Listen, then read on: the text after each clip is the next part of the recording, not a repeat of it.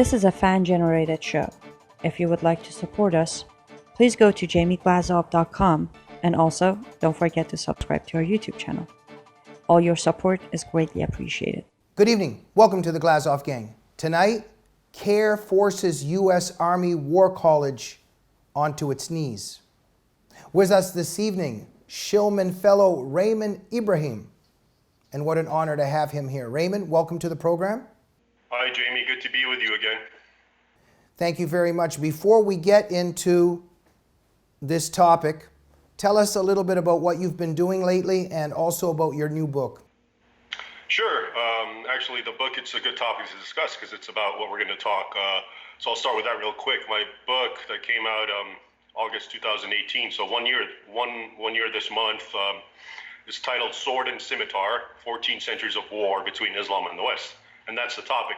It's primarily a military history where I examine the key decisive military encounters between the Islamic world and the West, many of them which have had a profound impact on how the world has shaped. For instance, the word West itself is reflective of the jihad, because what the West today represents, let's say Europe, is the westernmost portion of the landmass of Christendom, which is what it used to be called, that never got conquered by Islam. It was the furthest northwest of Islam. So anyway, that's what the book's about. In 8 chapters, I discuss major battles, Yarmouk, Manzikert, Constantinople sieges, etc., Siege of Vienna, and a lot of others that people don't know, actually. So that's what the book is about, and I will tie it to CAIR when that comes up. Other than that, I've just been doing my usual thing, reading, researching, writing, giving talks here and there, and so forth. Now, I don't want to put you on the spot, but our audience should know that, I've seen some pictures anyway. You look like a very young Arnold Schwarzenegger, very sculpted and built. Are you still bodybuilding? Well, Jamie, back in the day, I used to, well, no. Hey, you brought that on. I wouldn't say I'm bodybuilding, but I am weightlifting, and I have been weightlifting since I was, for the last 30 years, actually, or more. So that keeps me, it keeps me active and healthy, and is a good thing to do to get the, when you're reading and writing about beheadings and that sort of thing all day, it's a kind of a good outlet. All right, fantastic. Well, you are defending Western civilization in more ways than one. Raymond, I was thinking about, let's say, during the Cold War, if the U.S. Army College couldn't invite an expert on communism because the KGB made a complaint. I'm thinking, let's say during the Nazi period, then the Nazis complained about the U.S. Army War College inviting an expert on Nazism, and then the U.S. Army War College surrendered and didn't invite him. During the Cold War, the U.S. Army War College surrendered to the KGB and didn't invite an expert on communism. Something very surreal's going on here. We've just seen an ominous surrender. The U.S. Army War College back in 2018 had invited you to give a talk on your latest book, and CAIR, the Council on American-Islamic Relations, the civil rights group, a Muslim civil rights group here in the United States, put the pressure on, and they actually disinvited you.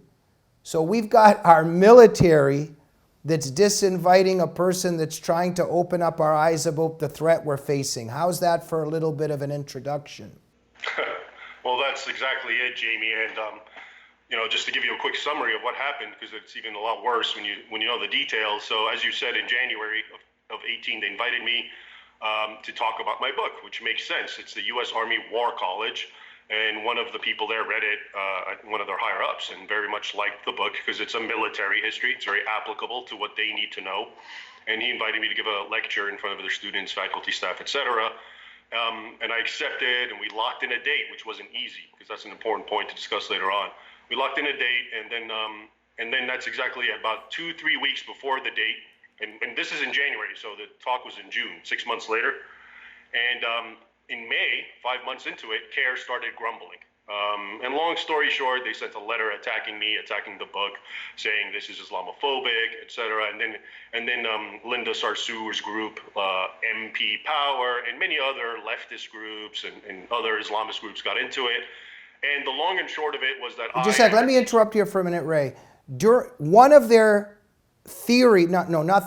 accusations or, whatever they say. But CAIR was actually saying that your white supremacism and racism and Islamophobia will actually lead to American soldiers starting to randomly just begin to kill Muslims. Exactly. So This is the picture they're painting, right? exactly, and it's worse than that because they started off rationally. They wrote a letter. It's a very formal, well-measured letter of concern that they're having me because I'm, Islamophobic. They didn't say racist at the time. And my book has all these issues and it's not accurate. Of course, they didn't pull anything. They didn't give us any examples. And then what the War College did is they called me and said, they told me about this letter and they said, we're not doing anything. We're staying with it. We're still on. And they didn't even respond to CAIR. Okay. Then CAIR upped it. And that's when they got hysterical and they sent out a petition and a press release. And that's when they started calling me a racist, a white nationalist. And that if the War College still goes ahead and allows me to speak before their faculty, students, and so forth, I'm going to radicalize them to the point they're going to start killing Muslims in the streets of America and abroad. Ray, just for the record, because I'm getting very confused here. You're, let's say, a racist, white supremacist, so you're against Islam because you're a racist. So what race is Islam again? Well, okay, so first of all, I'm Egyptian. I'm ethnically Egyptian. So to call me a white nationalist supporter of it is absurd on the face of it. But, they don't care about reality and absurdity because that's what they do. Racist, they expect a knee-jerk response and they got it. And as you point out, of course, Islam is not a race. In fact, the majority of the race, like I pointed out, if there is a race, I'm closer to that race than anything. But you have all sorts of, you have black, white, brown, yellow, whatever races that are part of Islam. So it definitely is not a racial thing. But anyway, what CAIR learned is that when you get hysterical and when you scream racism and when you make ludicrous accusations, then the War College buckled. So at that point, whereas they wouldn't buckle before the first formal letter from their higher ups, because of that, they buckled. And the worst part, in my opinion, is they won't admit it. So until this very day, if you talk to the heads of the War College, they will tell you that their decision had nothing to do with CAIR. It just coincidentally came 2 days after the hysterical press release and petition. So in other words, we locked in a date. Everything went okay for 5 months. 2 weeks before the event, or actually 10 days before the event, CAIR started screaming racism, and then they canceled it 2 days later, 1 week before I was supposed to come out. And it has nothing to do with CAIR. It's just a coincidence they had to cancel, is their official position right now. Raymond, wow. Stealth jihad. Our enemies are so powerful. They are so shrewd and so smart how they've structured this whole paradigm of silencing the truth tellers. What did they do that was so powerful? And overall, why do you think the Army War College surrendered? What are they afraid of? It just shows the power of CAIR.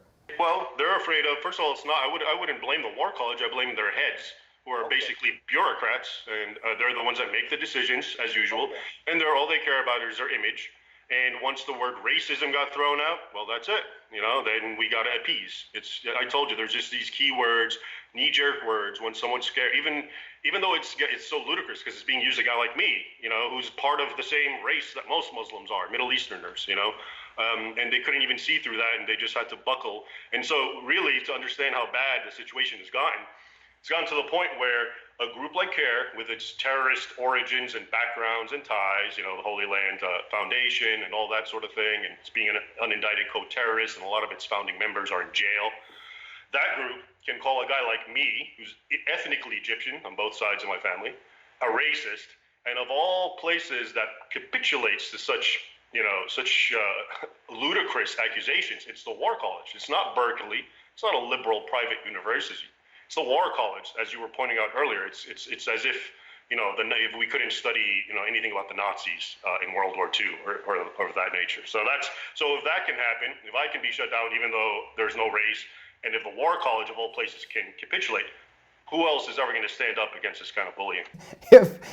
If a War College is afraid to have a speaker to give us a heads up about the war we're in, what hope is? It's about history, and it's a book about history. I'm not even talking about modern day Islamic subversions a la CAIR. I'm talking about stuff that happened literally over 1,000 years ago. And I think that's why the War College initially thought it was a safe topic, because it's a military history. I don't get into, modern day events. And so still, even though there's a lot of lessons for the War College and anyone who wants to understand Islamic doctrine in that history, and that was the point, they still prevented their students and their faculty and their staff from hearing about it just because of the scream racism.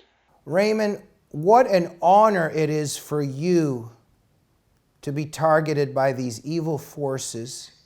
It must mean that you're a very good person doing very good things. What is it about you and your book that threatens the Muslim Brotherhood so much? Well, first, thank you for that, Jamie. I appreciate it. What I surmise is, and I give CAIR a little bit of credit in here, because they actually are a little more insightful than a lot of Western people. And I'll put it this way. A lot of people in the West who are anti-Islamist, anti-Sharia, and so forth, a lot of our colleagues and allies, when you tell them, oh, there's a book or there's a history between Islam and the West and so forth, they don't show much interest. And their logic is, that's in the past, I want to think about the future and so forth. But what CAIR understands is that there's a very popular narrative that the left preserves, about Islam, which is that Islam historically was a good, progressive, tolerant force, and then something went wrong. And that question became very popular after 9/11, actually. What went wrong was the question, why did they hate us?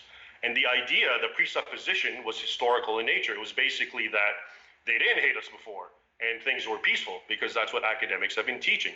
So I think CAIR realizes that if you read this book and you look at the actual history, because in this book, I just primarily use a lot of primary sources. A lot of them are Arabic, a lot of them are Turkish, Persian. Many of them I translated myself, also Greek and Latin and so forth. And what you find out from this long history is that nothing went wrong, and the question, why did they hate us, is absurd, because they hated us from day one. And the sorts of thing that ISIS does, that is actually what Islam did to the West and to the lands it conquered in North Africa and the Middle East for centuries, except on a much more exponential and savage scale. So really, ISIS is just, Boy Scouts. So the important point is they don't want that narrative challenged, because once that narrative is challenged, the first premise crumbles, which is that Islam can't be violent. It has to be economics. It has to be poverty. It has to be grievances, because we know it wasn't like that before. But once you find out, no, it was like that before, then everything just makes perfect sense. What right. ISIS and doing and so forth, it's just continuity. Right. So because at first glance you think a military history that deals with long ago events, why are they so hysterical about it? But it's precisely because it gives the history, right? Because it's not, because I talk about 8 battles, but the truth is, and based on the sources, each battle I could only spend maybe 2-3 pages on. Now it's 25 pages. The book is 352 pages. So you also get a lot of context. What initiated the warfare, what happened to the victims and all that. And basically, long and short, is what ISIS does, which we're told has nothing to do with Islam, is just a very minor reflection of what Islam did over a millennium. Raymond, very quickly, please, because we're running out of time. This is not round 1 with you and CAIR.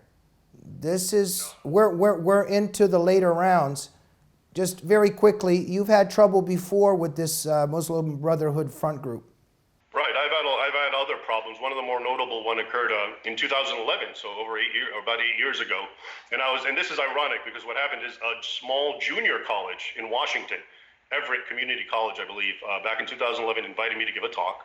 And CAIR did the same exact thing, started attacking it.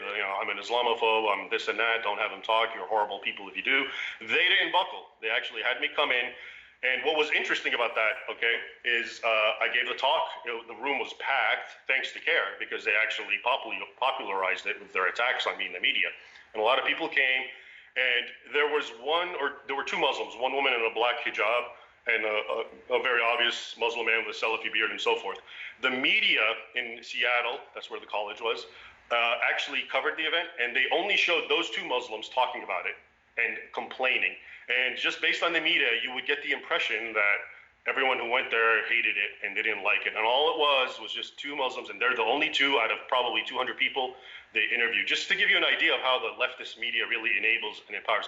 And conversely, in this issue where the War College did do and capitulated, most of the mainstream media did not at all talk about it. because it did. I guarantee you, if the War College would have had me on, the mainstream media then would have talked about it in a way to besmirch the War College, just like they did Everett Community College. So that's just another example of the leftist media always enabling the Islamists. So Raymond, what is the situation right now? Where does it stand with your invitation and everything that's happened?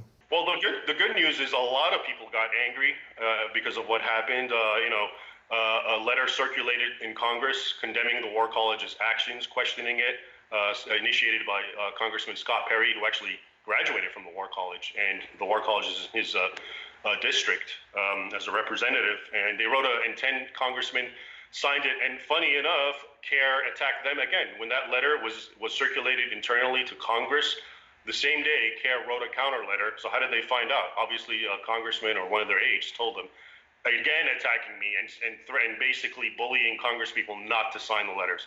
In the end, 10 people signed it. Also, the National Association of Scholars, they got over 5,000 signatures for a letter that was sent to Donald Trump about this issue.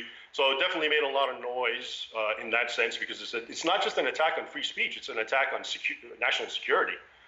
Usually we know about the free speech things and people get disinvited, but in this case it's dealing with a very critical national security topic with the War College, again, not some liberal university, private run university.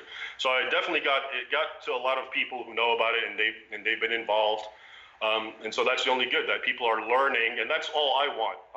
For me, it's not about going back or being reinvited or anything of that nature. It's just about having people know what happened, so it doesn't happen again to others down the line. Right. Now, under 30 seconds here, please. You've already perfectly concluded, because what I was going to ask is, but if this continues, and this kind of surrender continues, not just from universities, but from our military colleges, what are the consequences? Well, a Chinese philosopher answered this, and it's very cliche, millennia ago. He said, you need to know your enemy. First criteria are two: know your enemy and know yourself. We are disallowed from knowing the enemy. This is absurd. You can't even know who the enemy is, how they think, even from a historical perspective. Okay, so we are definitely failing the war in that sense, but we also need to know ourselves. What is it about us that is making us, handicap ourselves constantly to our own damage? Raymond, Ibrahim, where can people find you and support you and cheer you on? Well, thanks, Jamie. On my website, RaymondIbrahim.com, everything I write, eventually appears there. Appears often, my videos, including with you, and of course, Front Page Magazine, where you're the editor, where I'm a Shillman Fellow as well. All right, fantastic. You are a gentleman and a scholar. Thank you for your brave and noble fight for the truth and for freedom, Raymond. Thank you very much, Jamie. Thank you. Hope you'll be back soon. Everybody, get Raymond Ibrahim's book, Sword and Scimitar. It's a must read, and we'll see you soon on the Glazov Gang. Good night.